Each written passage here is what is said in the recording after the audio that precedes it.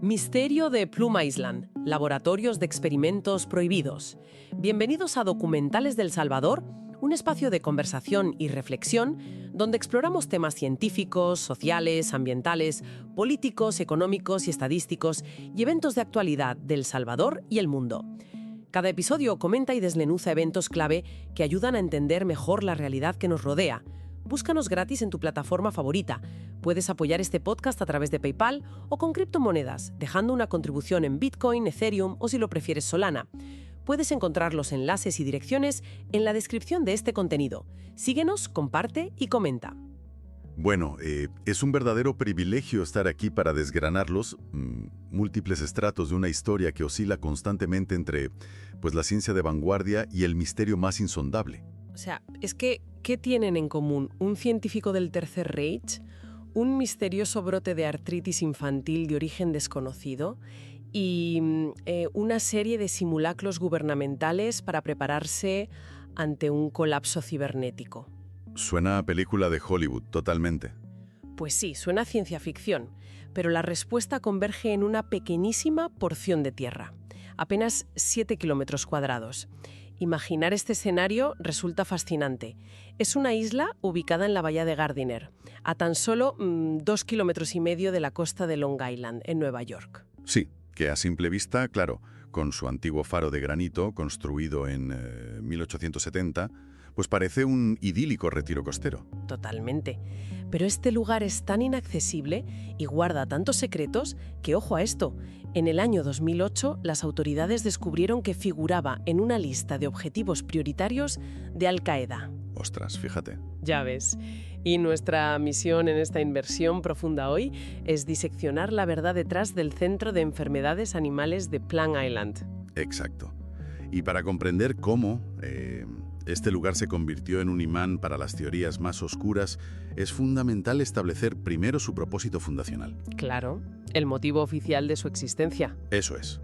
El centro abrió sus puertas de manera oficial en 1954 con una directriz, sumamente crítica: investigar enfermedades animales altamente contagiosas. Que no es cualquier cosa, estamos hablando de patógenos gravísimos. Gravísimos. Hablamos de instalaciones de nivel 3 de protección biológica. Y a ver, para ponerlo en perspectiva, en un laboratorio de nivel 3 el aire funciona, como un sumidero invisible. Vale, explícanos un poco más eso del sumidero. Pues mira, la presión atmosférica en el interior es negativa, lo que significa que el aire siempre fluye hacia adentro. Ah, claro, como si estuviera aspirando constantemente. Exactamente. Si una puerta se abre accidentalmente, pues el aire de los pasillos entra, pero los patógenos jamás pueden salir flotando al exterior. ¡Qué nivel de ingeniería, madre mía! Es brutal. Aquí se albergaban las únicas muestras en toda América del Norte de la peste bovina y, por supuesto, de la temida fiebre aftosa. Que la fiebre aftosa es... tela. Tela marinera. Un solo brote incontrolado de fiebre aftosa en el continente tiene el potencial destructivo de causar daños por valor de $60.000 millones a la economía agrícola. ¿60.000 millones? Es una barbaridad. Es estadísticamente la enfermedad viral más contagiosa del planeta entre los animales de pezuña hendida. Bueno, a ver, vamos a analizar esto por partes. Porque tenemos una instalación que sobre el papel es vital para la seguridad alimentaria mundial. Sí, indiscutiblemente. Pero la verdadera incógnita es cómo un centro de investigación agrícola, diseñado teóricamente para proteger a las vacas y a los cerdos, termina transformándose en el epicentro absoluto de la paranoia de la Guerra Fría. O sea, ¿en qué momento la protección se convierte en amenaza? Pues mira, esa transformación ocurre justo cuando introducimos el factor del miedo geopolítico. Claro, el contexto de la época. Eso es. Tras la Segunda Guerra Mundial, el Congreso de Estados Unidos aprobó en 1948 la creación de este centro, bajo la sombra creciente de la Unión Soviética. Que ahí ya no hablamos solo de vacas enfermas, me imagino. Exacto. El objetivo latente no era únicamente encontrar curas. La intención táctica, y esto es clave, era estudiar patógenos agrícolas con el potencial de ser utilizados como armas biológicas. ¡Wow! O sea, guerra bacteriológica pura y dura. Así es. Guerra diseñada específicamente para diezmar el suministro de alimentos del enemigo, provocando hambrunas masivas. De locos. Y claro, de ahí la necesidad de un aislamiento geográfico tan extremo, ¿no? Claro.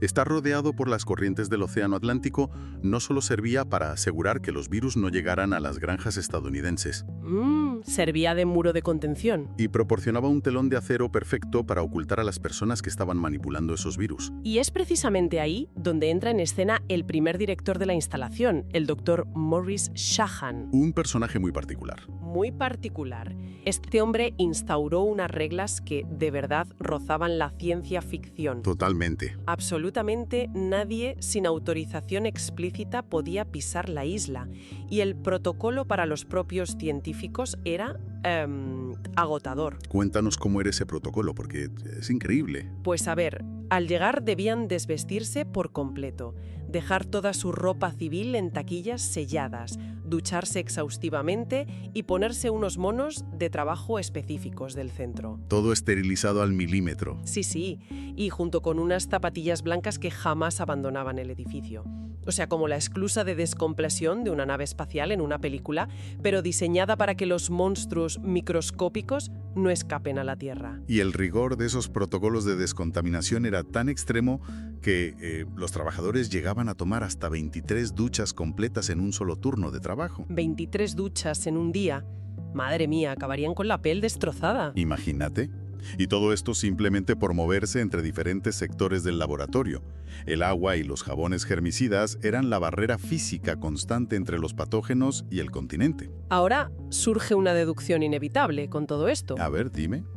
Si la seguridad del doctor Maurice Shahan era tan impenetrable y el escrutinio sobre quién entraba y salía era tan absoluto, el hecho de que existan rumores fundamentados sobre la presencia de científicos del régimen nazi caminando por esos mismos pasillos, pues resulta sumamente revelador. Totalmente revelador. Esa seguridad draconiana no solo mantenía a los microorganismos dentro, sino que pues mantenía las miradas indiscretas fuera. Claro. Y lo que hace que este aspecto histórico sea tan fascinante es cómo los registros desclasificados iluminan esas sombras. Que siempre acaban saliendo a la luz, claro. Siempre. Todo esto se enmarca en la Operación Paperclip. Falosísima Operación Paperclip. Eso es, un programa estratégico real mediante el cual los servicios de inteligencia de Estados Unidos reclutaron en secreto absoluto a científicos de la Alemania nazi. O sea, perdonando crímenes de guerra a cambio de cerebros, básicamente.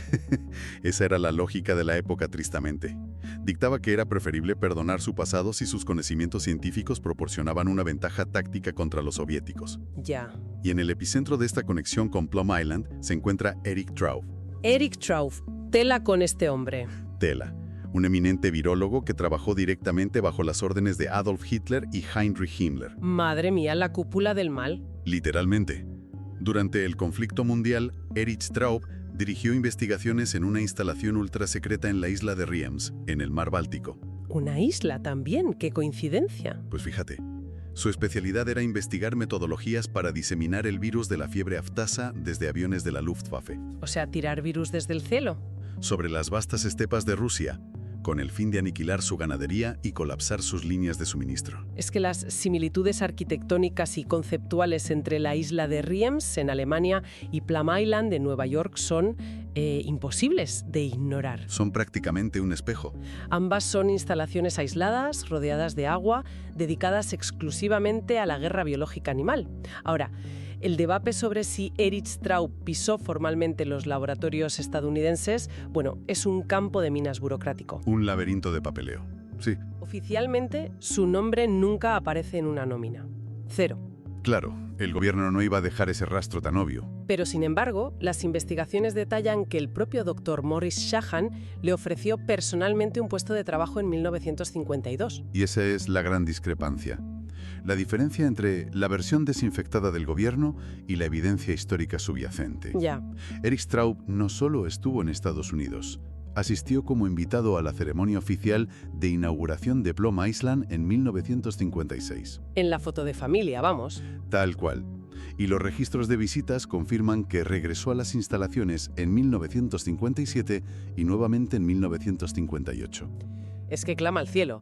¿Por qué un director como Shahan, que hemos dicho que estaba obsesionado con la bioseguridad y el hermetismo, permitiría el acceso reiterado de un ciudadano extranjero con semejante pasado? Y un pasado tan comprometedor en la guerra biológica nazi, además.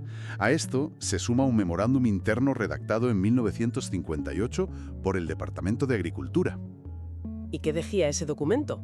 Pues era un documento que justificaba la posible contratación de Erich Straub, omitiendo, con una conveniencia pasmosa, cualquier detalle sobre sus años de servicio al Tercer Reich.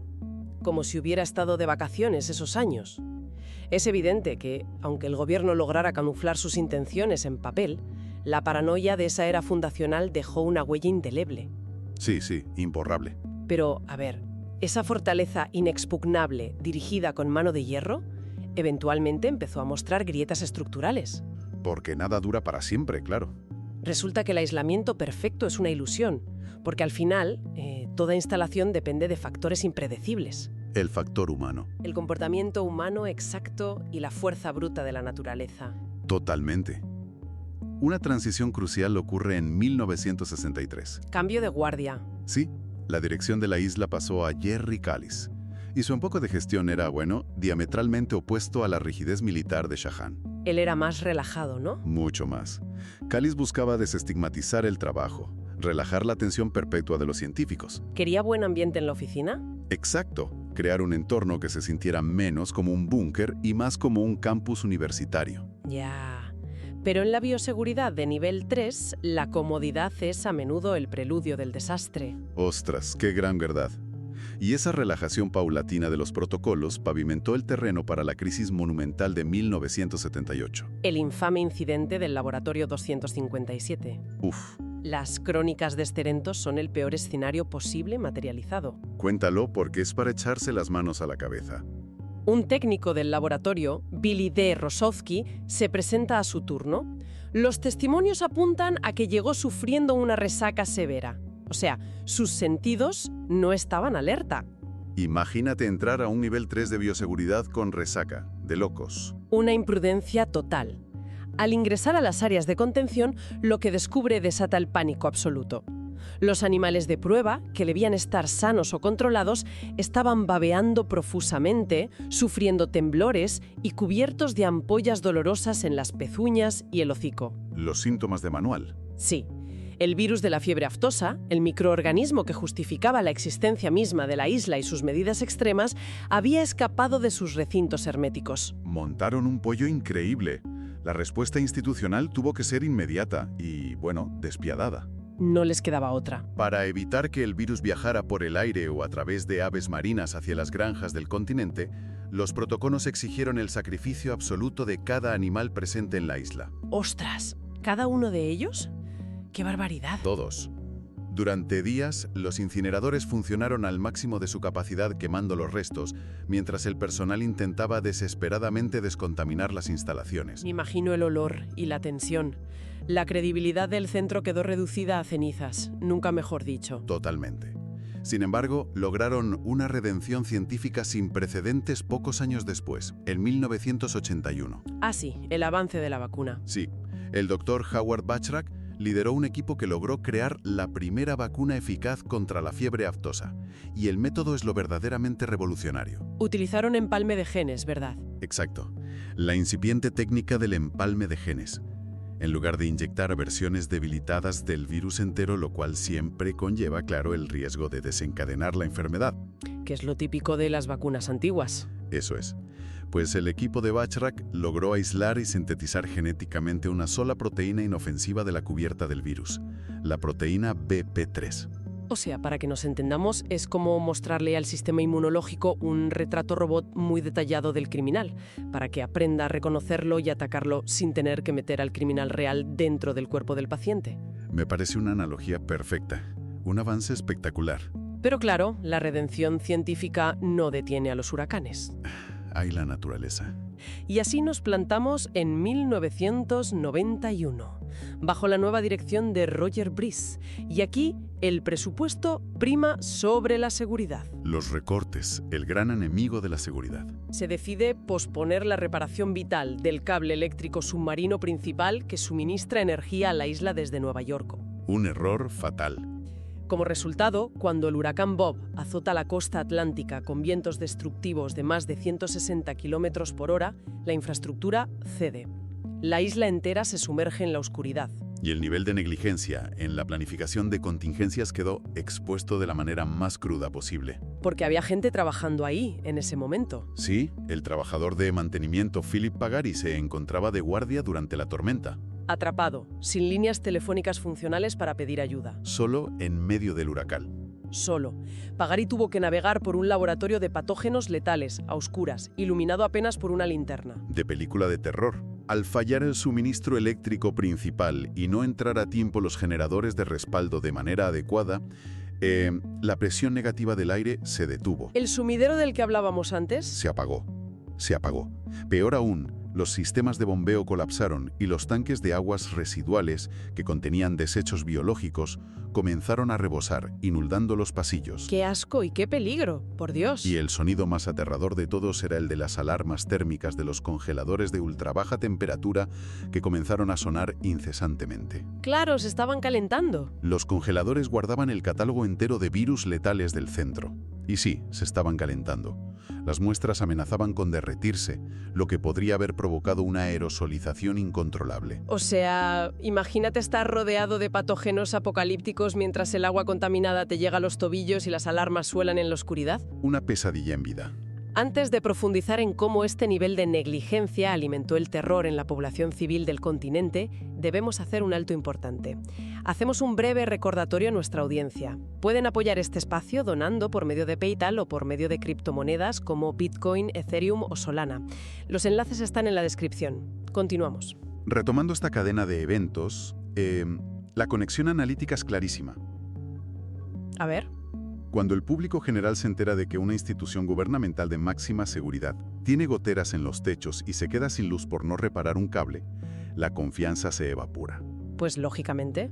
Si la infraestructura básica falla de manera tan estrepitosa, la posibilidad de que algo microscópico haya escapado deja de ser una teoría de conspiración descabellada y se convierte en una hipótesis sumamente racional. Y para que un arma biológica agrícola cruce una extensión de agua, se requiere un vehículo. No basta con soltar un virus al viento. Claro, necesitas un portador. Necesitas un vector silencioso y eficiente. Lo cual nos lleva a la década de 1970 y al repentino interés del laboratorio por estudiar garrapatas y aves migratorias. Aquí es donde la cosa se pone tensa. Esa es la pieza del rompecabezas que nos traslada al año 1975 a la apacible ciudad de Old Lyme, en Connecticut. Muy cerquita, ¿no? Estamos hablando de un poblado situado a escasos 17 kilómetros de Plum Island, cruzando directamente el estrecho de agua. Una madre de familia, Polly Murray, nota una anomalía alarmante. ¿Qué empezó a notar? Su hijo y varios niños de la localidad comienzan a desarrollar sarpullidos con forma de diana, fatiga extrema, dolores de cabeza paralizantes y una inflamación severa en las articulaciones que imitaba la artritis reumatoide. ¡Ostras! Un cuadro clínico insólito para niños tan pequeños. Y ese brote en Connecticut es el punto cero clínico de la enfermedad de Lyme. Exacto. Hubo que esperar hasta 1981 para que el investigador médico Dr. Willy Burgdorfer lograra aislar al culpable, una escurridiza bacteria con forma de sacacorchos. Que lleva su nombre, además. Sí, bautizada en su honor como Borrelia burgdorferi. Esta bacteria se transmite a los humanos a través de la picadura de garrapatas infectadas, las cuales, claro, suelen parasitar a los ciervos y roedores locales. Y claro, la gente ató cabos enseguida. De inmediato, la proximidad geográfica con el Centro de Investigación Animal encendió una de las controversias más persistentes de la salud pública moderna: la acusación de que la enfermedad de Lyme fue un arma biológica creada o liberada por negligencia desde Plum Island. Y esta sospecha ha trascendido en los foros de Internet para llegar a los pasillos del poder. Hasta la política, sí. Investigadoras como Chris Newby han recopilado testimonios y sugerido que, en los años crepusculares de su vida, El propio doctor Bully Burdorfer insinuó haber participado en programas clasificados donde se infectaban garrapatas intencionalmente con diversos patógenos. Para estudiar su viabilidad como armas biológicas, claro. Exacto.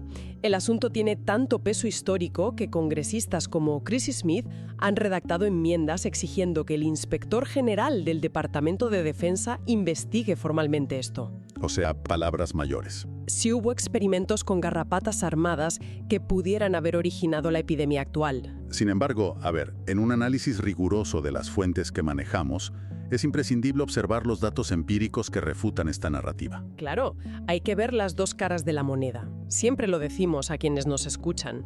Investigadores de políticas de no proliferación de armas como Richard Pilch argumentan que, aunque la coincidencia geográfica es, visualmente muy sugerente, el registro genético y arqueológico cuenta una historia completamente distinta. ¿En qué sentido? Pues mira, se ha secuenciado ADN de la bacteria Borrelia burgdorferi en el cuerpo momificado de Otzi. ¿El hombre del hielo? El hombre de hielo descubierto en los Alpes que data de hace 5.300 años.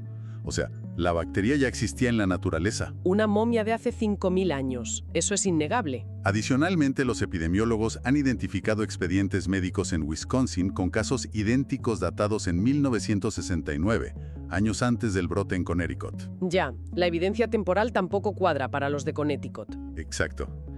Y el director Jerry Callis en su momento fue transparente al admitir que el laboratorio criaba y estudiaba cientos de miles de garrapatas duras y blandas, porque claro, son vectores naturales de enfermedades del ganado, pero siempre negó rotundamente haber trabajado con la bacteria de Lyme o con patógenos diseñados para afectar a los humanos.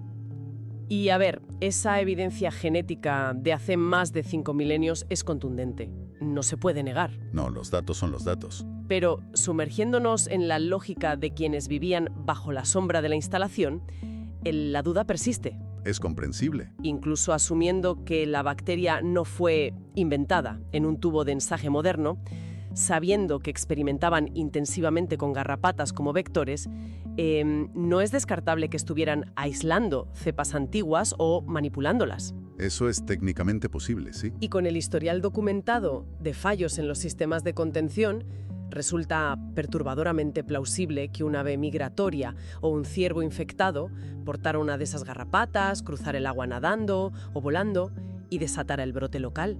Pues sí, es un escepticismo completamente validado por el contexto. Claro. La historia demuestra que la opacidad institucional engendra monstruos. Cuando una agencia gubernamental oculta de forma sistemática sus deficiencias, como el caos durante el huracán Bob o las crisis internas de bioseguridad, el tejido de la confianza pública se rompe, lógicamente. Se hace añicos.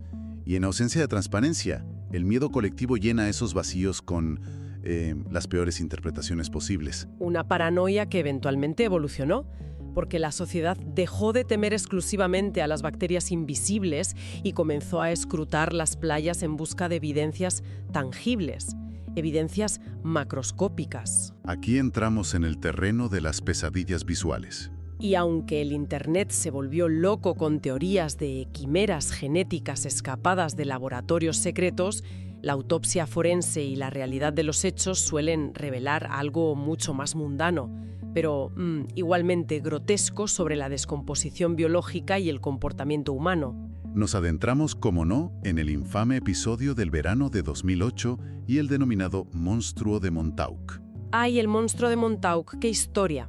El 12 de julio, Jenna Hewitt caminaba junto a unas amistades por la playa de Ditch Plains, en Nueva York. Y allí encontraron un cadáver, perturbador, depositado por la marea. Las fotos son horribles. La criatura presentaba características anatómicas aberrantes. Un torso robusto similar al de un perro, dedos delgados y alargados desprovistos de garras y una cabeza coronada por lo que parecía un pico curvado. ¿Un pico? O sea... propio de un ave de rapiña o un reptil prehistórico. La fotografía tomada por Jenna se hace viral en cuestión de horas. Corrió como la pólvora, y el razonamiento del público fue instantáneo y directo. Plum Island incineraba periódicamente miles de animales de prueba, ergo... blanco y en botella. Esta bestia debía ser el resultado grotesco de un experimento de recombinación genética entre especies que sobrevivió al fuego y se ahogó intentando nadar hacia la libertad. Lo cual suena a un guión perfecto para una película de terror de serie B. Total. Pero la explicación que finalmente arrojó luz sobre el misterio desmitifica por completo la narrativa del laboratorio estilo Frankenstein. Aunque, ojo, revela un nivel de humor negro bastante peculiar por parte de los residentes locales. Efectivamente, la verdad emergió cuando testigos anónimos confesaron la secuencia real de los eventos. El temible monstruo era, en realidad, un mapache. Un mapache común y corriente que había fallecido de causas naturales. Pero un grupo de jóvenes, en un arranque de insensatez festiva, decidió rendirle un tributo irónico dándole un funeral vikingo. De locos, de verdad. Colocaron el cuerpo inerte del mapache sobre un pato de goma inflable, le prendieron fuego y lo lanzaron a la deriva en el océano. ¿Un pato de goma? Así es. La física y la biología hicieron el resto. El fuego consumió rápidamente los delicados tejidos blandos de la cara y el hocico, Exponiendo el hueso, supongo. exponiendo la estructura del hueso nasal incisivo, lo que le confería ese aspecto engañoso de pico. Y claro, posteriormente la inmersión prolongada en agua salada hinchó el torso, disolvió el pelo y blanqueó la piel restante. Creando una ilusión óptica perfecta de una criatura alienígena. Es asombroso cómo la química del fuego y el agua salada pueden esculpir un mito moderno a partir de un simple mamífero del bosque. ¿Ya ves? Sin embargo, el destino tiene una forma perversa de reavivar el fuego del misterio. Porque en enero de 2010, un vigilante de seguridad patrullando la costa de Plum Island encontró otro cuerpo varado. Y aquí la cosa se pone más turbia. Esta vez no hubo explicaciones de funerales vikingos ni patos de goma. Era un cadáver humano masculino completamente no identificado. ¡Ostras! Y el detalle escabroso que reactivó las teorías conspirativas fue la descripción forense inicial, que señalaba que las manos del individuo presentaban dedos inusualmente largos, casi desproporcionados con el resto del cuerpo. ¡Qué mal rollo! Independientemente de si fue una anomalía genética natural o un efecto de la descomposición acuática, el hallazgo sirvió para consolidar el estatus de la isla como un imán para lo macabro. Pues sí. Y esos eventos actúan como catalizadores perfectos para el folclore contemporáneo. Sin duda. Pero lo que resulte profundamente irónico es que, mientras la opinión pública escudriña la costa en busca de mutantes o garrapatas alteradas, la amenaza más sofisticada, peligrosa y tangible que opera en Plum Island hoy en día no tiene ADN. ¿Ah, no? No respira y es completamente invisible. La isla ha evolucionado para albergar simulacros contra virus digitales. O sea, esa transición conceptual me parece brillante. Olvidemos por un momento la fiebre aftosa. En la actualidad, Plum Island es utilizada por la Agencia de Proyectos de Investigación Avanzadas de Defensa de los Estados Unidos. La famosa DARPA. Exacto, conocida por sus siglas en inglés como DARPA. 2 veces al año transforman este recinto aislado en un campo de pruebas masivo. ¿Para qué? Para simular el colapso total de la red eléctrica nacional a causa de ataques cibernéticos a gran escala. Y Walter Wise, que es el gestor al mando de estos simulacros extremos, ha detallado la magnitud de estos ejercicios. Que no deben ser cualquier cosa. Que va, no están jugando a videojuegos. Están replicando escenarios de supervivencia civil. Toman como precedente histórico los sofisticados ciberataques que sufrió la infraestructura eléctrica de Ucrania en 2015 y 2016. Donde redes enteras fueron apagadas remotamente. Por actores estatales, sí, dejando multitudes en la oscuridad más helada del invierno. DARPA asume que un ataque de esa envergadura en territorio estadounidense es una cuestión de cuándo, no de si ocurre. Y la ejecución táctica del ejercicio es intensa, vamos. Extraen a los ingenieros y expertos en redes eléctricas más brillantes del país, los trasladan a la isla y, sin previo aviso, cortan absolutamente todo el flujo de energía. Apagón total. A continuación, confiscan teléfonos móviles y bloquean cualquier acceso a Internet o comunicaciones satelitales. El objetivo del equipo es intentar reiniciar una red eléctrica compleja, o lo que se conoce como un arranque en negro. Empleando únicamente maquinaria anticuada. Generadores físicos de manivela. Se les obliga a restaurar el flujo de energía aprendiendo a desconfiar de los sistemas digitales automatizados. Claro, porque en un escenario de guerra cibernética real, esos mismos sistemas computarizados estarían comprometidos y controlados por el enemigo. Todo estaría hackeado. Exacto. Este ejercicio subraya un cambio de paradigma extraordinario en la doctrina de seguridad. ¿En qué sentido? Pues fíjate, durante casi 70 años, Toda la imponente infraestructura de Plum Island fue diseñada y mantenida con un único y obsesivo propósito: mantener a los virus biológicos letales encerrados dentro de las instalaciones. Evitando que escaparan al mundo exterior. Eso es. Y hoy en día, la arquitectura de la isla se utiliza para entrenar a los expertos sobre cómo mantener a los virus digitales destructivos fuera de las infraestructuras vitales de la nación. ¡Qué ironía! Es una clase magistral sobre cómo ha mutado la naturaleza misma de las amenazas existenciales en el siglo XXI. Pues tras desgranar todos estos capítulos, desde las intrigas de la Guerra Fría y los protocolos draconianos hasta la enfermedad de Lyme y la guerra cibernética, la verdad es que este análisis exhaustivo revela a Plum Island como el símbolo supremo de una paradoja moderna. Una paradoja brutal. Como civilización, necesitamos imperativamente laboratorios e instalaciones de alta seguridad para aislar y comprender las amenazas que podrían destruir nuestro suministro de alimentos o colapsar nuestras redes eléctricas.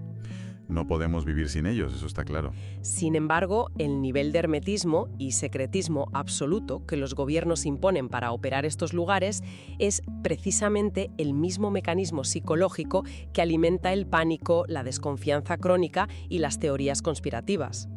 Entre la misma población a la que intentan proteger, claro. Y si hay una conclusión fundamental que cristaliza tras repasar los incidentes documentados que hemos visto, no es el descubrimiento de un complot malicioso y calculador por parte del Estado para crear monstruos o liberar epidemias. No, eso queda para el cine. La lección resulta ser mucho más pragmática. El peligro real rara vez reside en las intenciones malévolas de científicos ocultos. El verdadero peligro habita en la incompetencia burocrática, en la falta de transparencia comunicativa y, fundamentalmente, en el error humano básico. Totalmente. El hecho de que una decisión administrativa para ahorrar fondos retrasara la reparación de un cable eléctrico vital justo antes de un huracán catastrófico demuestra que la negligencia operativa puede liberar el caos con la misma eficacia que cualquier ataque intencionado. Ese es, sin duda, el pensamiento que más estremece a cualquiera que repase estos documentos.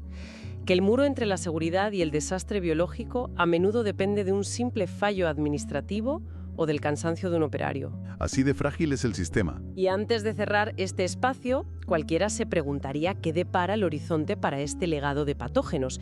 Está estipulado que en 2024 las viejas instalaciones de Plum Island sean desmanteladas y las operaciones se trasladen al nuevo Centro Nacional de Bio y Agrodefensa en Manhattan, Kansas. Ojo al dato, Kansas. Si durante las últimas 7 décadas el aislamiento insular y el vasto océano Atlántico fueron considerados la única barrera geográfica aceptable para evitar que una catástrofe como la fiebre aftosa diezmara la agricultura, pues ¿qué implicaciones tiene para el futuro que estos mismos virus, los más letales y contagiosos del mundo, ahora vayan a ser almacenados e investigados en tierra firme? Justo en el corazón agrícola del continente norteamericano. Da que pensar, desde luego. Da muchísimo que pensar. Ha sido un inmenso placer acompañarles en este análisis tan complejo y revelador. Muchas gracias por su tiempo, su incansable curiosidad y su valioso apoyo. Un cordial saludo y hasta la próxima.